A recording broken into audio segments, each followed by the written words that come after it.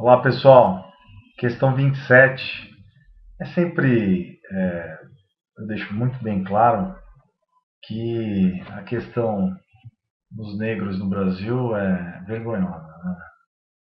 Em relação à nossa colonização.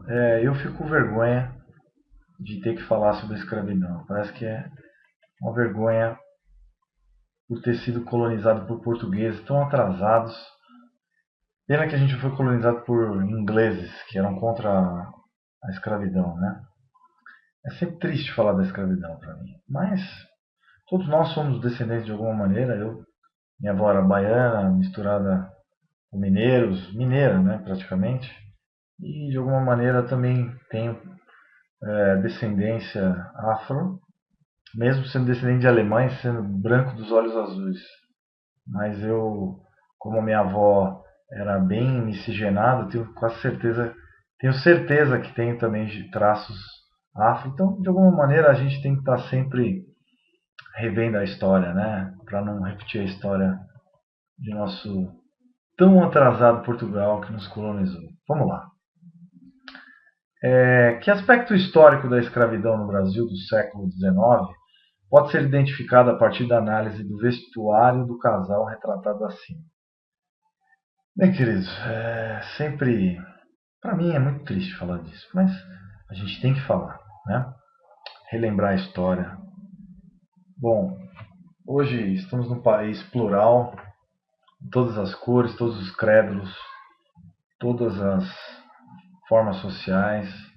Devemos sempre abolir totalmente qualquer tipo de preconceito, seja ele qual for. Sempre mexe comigo falar dessas coisas, certo? Mas vamos embora. Pode ser identificado a partir da análise do vestuário do casal retratado acima. Bom, gente, como eles se vestiam muito bem, né, para a época, tinham um certo status, né? Então, o uso de sapato era um importante elemento de diferenciação social. Olha só, era triste demais falar disso, mas a maioria dos escravos andava descalço, tá? Então, entre os negros libertos ou em melhores condições de ordem escravocrata. Então, a gente pode apontar isso. Eles tinham uma certa benevolência dos seus senhores, enfim. Bom, é triste a nossa história nesse ponto, né? Muito triste. Uma hora pra gente esquecer. Bom, todos nós brasileiros hoje devemos nos orgulhar da nossa democracia e sempre lutarmos pela igualdade dos, de todos os direitos e deveres, né? Buscando não a discriminação, e sim a união dos povos, união das etnias, união sociais, né? Sempre muito interessante falar direto dessa questão, tá? Então nós temos sempre uma dívida, principalmente os indivíduos europeus, com os nossos irmãos afrodescendentes, que eram maioria no início da colonização, né? Então está aí uma questão de conscientização do nosso povo.